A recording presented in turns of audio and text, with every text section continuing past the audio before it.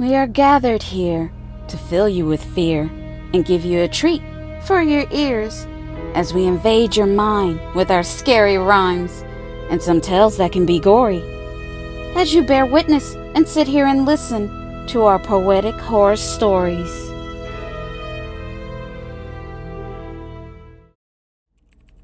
I would like to thank everyone for the likes, comments, and outpouring to Little Girl Lost, my 911 story.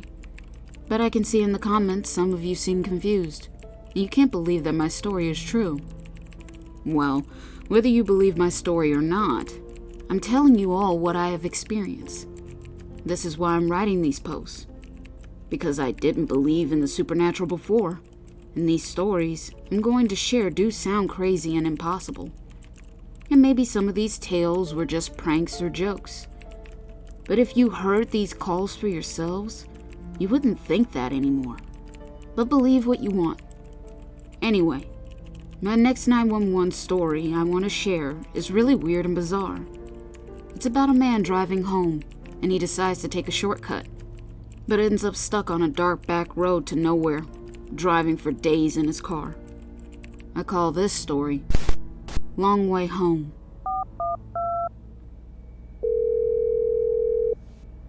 "911, what's your emergency?" Oh, thank God. Someone I can talk to. My name is Brian, and I've been driving for a long time on this never-ending road, and it seems I took a wrong turn. Now I'm lost, and this road is taking me far away from home. Can you please help me? Okay, what's your name? Do you need roadside assistance? Can you see any houses, stores, or gas stations in the distance? My name is Brian, and no, I don't see any nearby towns, and this road is completely dark, desolate, and it seems to go on for miles. Do you have navigation that can show you a map? Maybe it can pinpoint where you are at. Electronics don't seem to work well out here. That's why I was happy when I heard your voice on my phone. It was like music to my ears. I pray I don't lose you, because I don't know when I will find another signal. Can you identify any landmarks? Something that can help to figure out where you are? No, there's no lights on this road. It feels like I'm the last person on Earth, like I'm the last soul. That's when his phone started to break up, and I can hear static. I could hear the fear in Brian's voice as he began to panic. Oh, please, God, don't let this phone call end. I may never get you back on the phone again. To tell you the truth, I didn't know what I could do. He didn't know the road he was on, and there seemed to be nothing and no one around him but the dark. I felt like he entered into the Twilight Zone. But I had to keep it together and do my job. Okay, Brian, I'm not going to lie to you. This is bad. You seem to have entered a dead zone, a no man's land, and we need to get you out fast. You need to turn around and go back. You need to retrace your tracks, and hopefully the road will lead you to where you began. At this point, Brian's voice started to fade. I could barely hear him. His signal was beginning to fade away. Brian? Hello? Are you still there? There was no answer. I was feeling scared. It gave me the feeling of dread and fear, because he didn't answer. I heard nothing. He was no longer there. Suddenly, I heard. Yes, I'm here. He was back on the phone again. Oh, good. I thought I lost you completely. Are you okay? Yeah, I'm okay. I got really nervous there myself when the signal started to fade. But I did what you said, and I turned around. And I guess that the signal was found. I'm good for now. But my gas is running low, and I don't know how far I need to go. Like I told you before, I was driving for a long time before I got you on the line. Well, for now, just drive. Hopefully you will make it off that road and back to civilization where we can get you a tow. That sounds good to me. I'm so glad today is Friday. That's why I was taking a shortcut home. I wanted to get home quickly to begin my weekend. Now this caught me off guard, because he was wrong. Friday? Brian, What's today's date? I had to ask. It's Friday, July 8th. But I knew that date had passed. No, it's Thursday, July 28th. Brian, I think you've been driving for 20 days straight. No. How can that be? That makes no sense to me. I thought, yeah, it didn't make sense to me either. Then it hit me. Are you Brian Tinsley? I said. Yes, that's my name. I was stunned into disbelief. I didn't know what to think. Brian, listen to me. You have been reported missing by your family. They reported that you left work late Friday night, July 8th, and they have been searching for you up until this very date. He didn't know what to say. I'm confused. Then where the hell am I? Am I dead? Or am I alive? I didn't know how to answer his question, so we both just got quiet, just for a little while. Then I started to hear beeping. It was Brian's gas light coming on, giving him a warning. I heard Brian starting to laugh, as he said he's out of gas. I guess I was never meant to get out of here. I'm starting to believe something wanted me to disappear. Can you please do me a favor and give a message to my family? Let them know I love them, and one day I will find my way back home, and never forget me. And with that, Brian was gone, and he didn't call back to 911 anymore. Update. The police found Brian's car on the shoulder of the highway close to his home, and the car was out of gas, just like he said. There was no trace and no sign of Brian at all. They didn't know if he was kidnapped or if he left town on his own. This is a very strange case, a true mystery, one that I believe will never be solved. This is the end of my post. I hope you enjoyed my story. If so, please like and leave me a comment below. I would appreciate the support. Until next time, thank you for listening.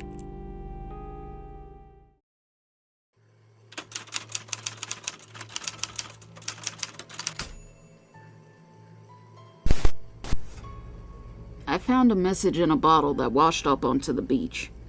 It came in with the tide from the sea. I picked it up and took it with me. When I got home, I took the top off the bottle and took the message out to read. I was in disbelief from what the writer wrote. His words terrified me. It reads, "This is a warning to whomever is reading this message. You are the Bay's last hope. I pray you believe what I wrote, so you can bring awareness. Me and my crew are now doomed at sea from the creature that came up from beneath. They left me and my crew for dead. My ship is now destroyed and shipwrecked. They left us fighting for our lives. This is a mess. I'm writing this quickly with my last moments in time. These are the last words of my life." There's something massive coming your way, and it's hungry for flesh and will soon come to the bay. It will arrive as a big wave that will crash down on the shore. You will not have time to escape. Many people will die just from the impact alone, but when the wave retreats, the real horror will begin its attack. The creatures will look humanoid in nature, walking on two legs, but they will be half man, half creature of the sea. Some with crab pincers for arms, some with fish or squid heads, and some with rows of sharp, pointy teeth. They are an amalgamation of human beings and fish-like creatures that were lost at sea, and they are coming back to feed. Please, if you are reading this message, save as many people as you can. And make sure when you're done, you are far away from the sea. Make sure you are inland. And that is how the message ends. I ran back to the beach to inform people of the impending wave. I wanted to save as many people as I could if the message was real and not fake. I made it back to the bay just in time, but only to see the 50-foot wave that swallowed the beach as people tried to escape. And just like the message said, the wave retreated. Now I could see the sea creatures walking out of the sea. There were so many of them. I was in disbelief. I really couldn't believe that the message in the bottle was true. I didn't know what to do. But it didn't matter anyway, because I didn't make it back in time. I was just a few seconds too late.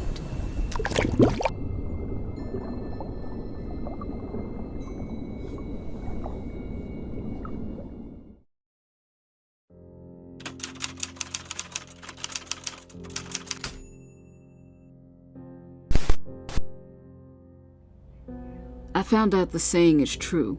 When you stare into the abyss stares back into you. This is not just a metaphor to me. I take this statement literally. We are all afraid of the unknown, because these are experiences or situations you have never encountered before. Because you don't know what to expect or what will happen next. You see, I was diagnosed with a terminal disease. It is moving through my body rapidly and aggressively. It's hard when you're young to think about your morality. I'm 24 years old, and when you're my age, you believe you will live forever. Life is so fragile. One moment you're here, and the next you're gone.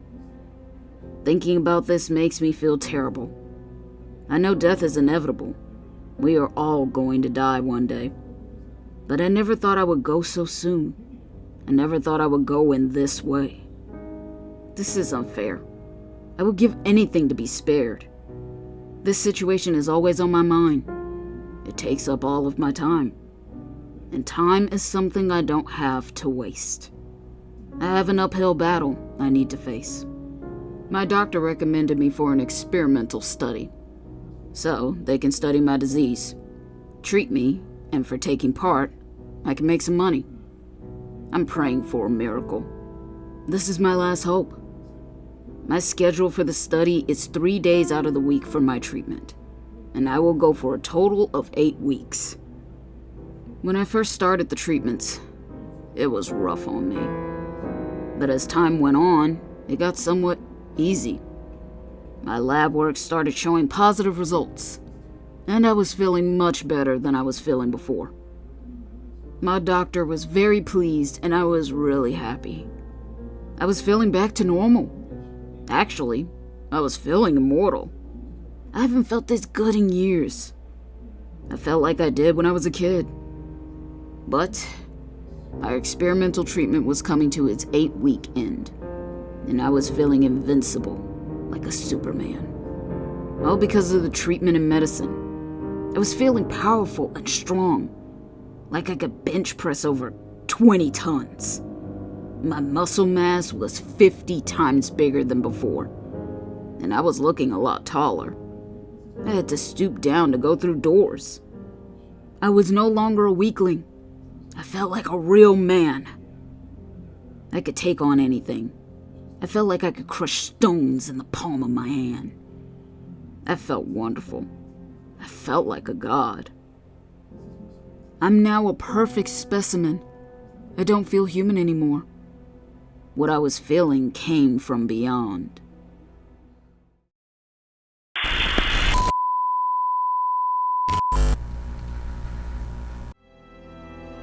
This is just a friendly reminder to please like and comment to let us know how we are doing so far.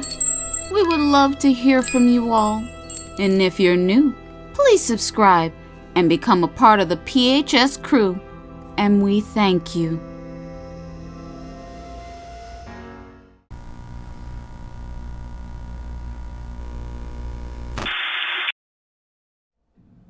When I met with my doctor about my very last treatment, he went over my lab work with me. And he told me that my disease was in remission. We can now take the dosage down. We can take it easy, he said. Besides, your lab work is showing high levels of steroids in your system. And we need the levels to come down in your blood. We need everything to become even. I instantly became enraged because he was trying to take my medicine away. all I could see was red. Something switched on in my head. I told him, "You can't take my medicine from me. It's what keeps me alive, and without it, I'll die." The doctor said, "You don't understand. You really don't need the medication anymore. You're now in remission. The experimental treatment was successful." I stood up, hovering over my doctor, growing more pissed with his every word. In my blind rage, I could only hear in my head, "He needs to hurt. It's what he deserves." I yelled at him, "I know why you want to take my medication from me. It's because you know it has made me a god, while you are weak. I could snap your neck like a twig, and I will if you tell me you are going to take my medication away from me. Don't say it again." I could see my doctor was shaking and scared. He was too afraid to move a muscle. He wouldn't dare. But he did work up the courage to say, "This is why you need to stop the medication. You are in a steroid-induced rage. This is not good. You are not okay." Without thinking, I kicked my doctor in his chest, and he went flying through his office wall. He was knocked out cold as he laid there lifeless in the middle of the hospital hall. I found out later I had broken his back, and his lungs had collapsed. But I was so angry that day. I let out a big, loud roar. I felt like I turned into the Incredible Hulk. I had to be tranquilized, because I tore up half the hospital. I had lost my freaking mind. When I woke up, I was in a criminal insane asylum, in a padded room in a straitjacket. I barely remember what had happened, but I'm glad to say I'm still in remission from my disease, and I'm back to my old self. My mind is at peace. The medication is completely gone from my system. I'm no longer that rage-filled steroid monster. I just wish I didn't take out my aggression on my poor, old, helpless doctor.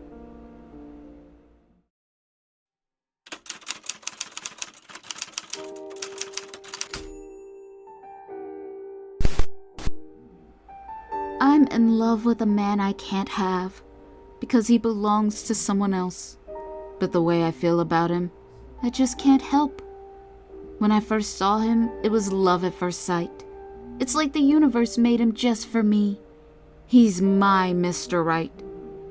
I can't get him off my mind. I think about him all the time. He is so fine, and I plan on making him mine. Once I get his girlfriend out of the way, then I will take her place. I can't wait. Besides, she doesn't deserve him, and can't love him the way I can. He should be with me. He should be my man. We could have a beautiful romance. I can imagine him asking for my hand. There is no one else for me. He's the one. We could be happy. We would be truly in love. Our romance would be the greatest love story that would be told through the ages. With a love like ours, it would be contagious. Even though he doesn't know me right now, he will, once his girlfriend's body is found, because I will be the one to answer his call. It won't look suspicious at all, because it's my job. And with my sirens on, I will arrive in the nick of time. He would see me as his hero and a helpful guide. He would fall deeply in love with me. He would instantly trust me, because I'm with the police. I will be his angel, a guiding light, a gentle, helping hand. Besides, this is what I train for in the police academy. You do everything you have to catch your man.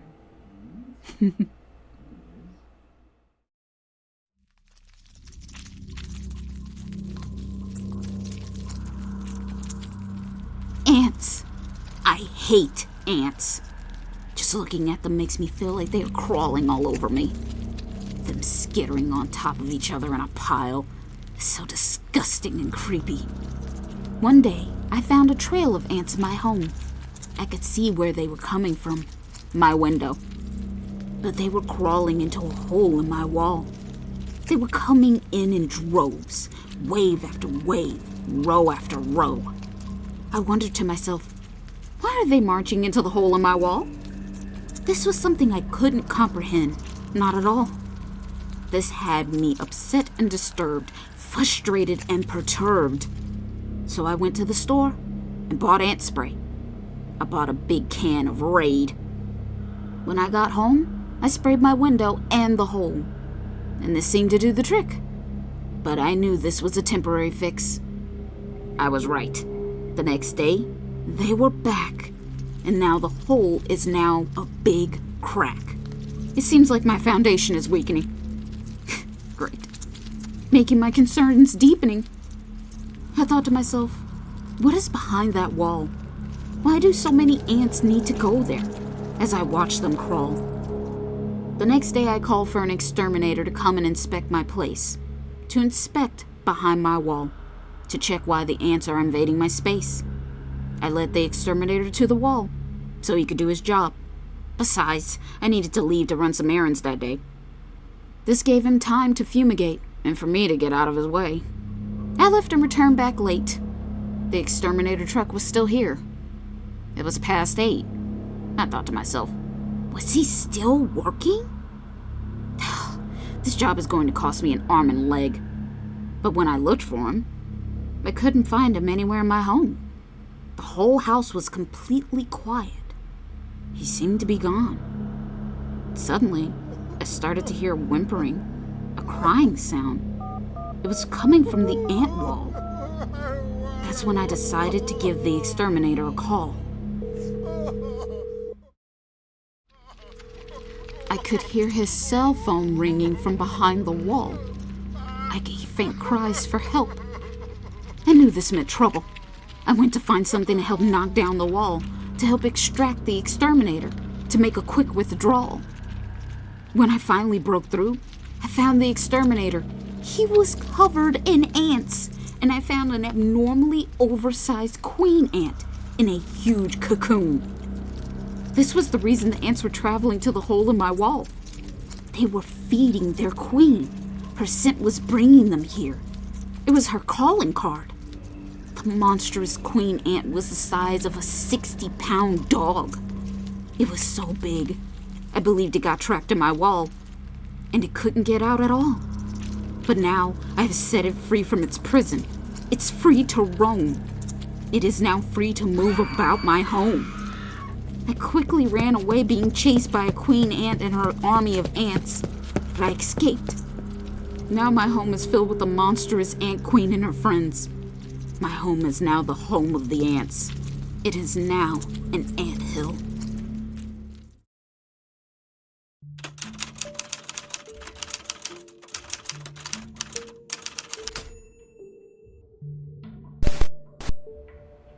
A parasocial relationship is defined as a one-sided relationship where the person doesn't know you exist. A toxic belief that makes you believe the person you watch on TV is your friend. But that just doesn't make any sense. You watch all their videos. You share, like, and comment in the text box below, hoping they heart or reply to your comment, making you feel important and special. You turn on the bell to be notified when they are going live. So, you can chat with your favorite influencer. You love them so much. They're the best in your eyes. You feel like they get you, like they truly understand. And why wouldn't they? Because to you, they are your best friend. Well, at least in your head. You stand in line for hours on end at meet and greets to take pictures and to let them know you're their biggest fan. Now you feel they really know you, and next time you are in their chat, they will recognize and speak to you direct. And to you, you think this is so cool. But you don't see this as a crazy scenario, because you are one of the millions of followers that the influencer has met. But you now believe you are really close friends. I hate to tell you this, but this is not the case. Let me break down the truth. The influencer does not know you.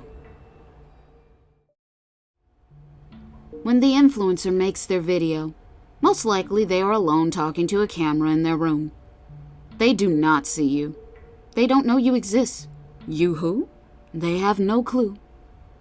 You have to remember, influencers are regular people just like me and you.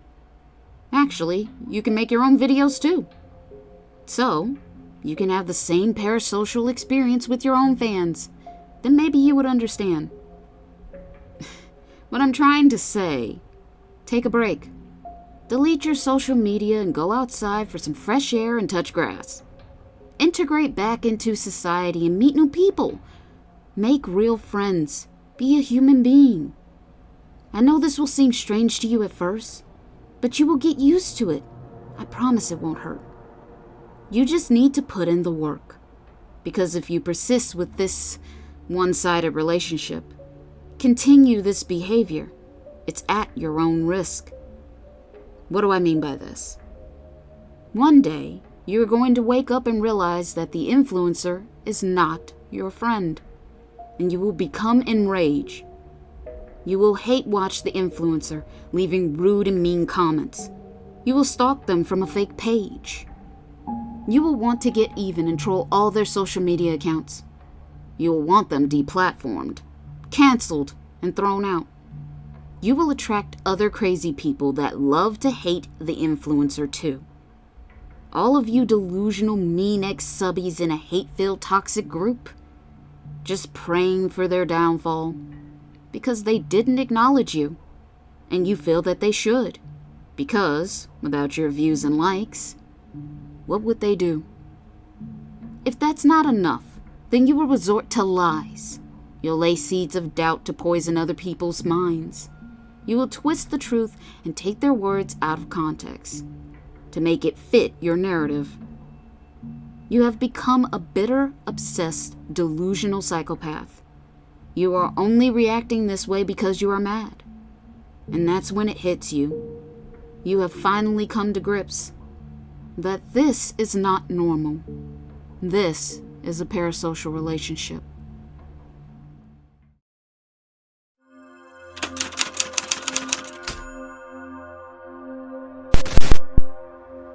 I was walking in the woods one day when I realized something was throwing rocks at me. The rocks were landing at my feet. I looked around to see where it was coming from, where it could be. The rocks were coming from behind a big birch tree. I saw the creature quickly. It was a big, hairy beast. I strained my eyes trying to see, because I was in disbelief. But it was real. The creature was standing there in front of me. It had to be about 8 to 9 feet tall, but it was far away from me. It smelled really bad. I could smell it on the breeze. Its fur was stinky. The smell made my eyes swell with tears, and it made me a bit queasy. I had to hold my breath so I wouldn't pass out. As my eyes were searching for an escape route, my heart was beating a mile a minute. I knew this was the end. I was finished. But the beast never made a move towards me. He just stood there staring next to the tree. Suddenly, it made a primal, guttural howl. Then it just turned around. It walked in a different direction away from me. I was so stunned. It felt like a bad dream. But it wasn't, because it left evidence of its big footprints behind. To tell you the truth, I'm surprised it left me alive. But I promise, I will never walk in the woods late at night again, because I don't ever want to walk into my Bigfoot hairy friend.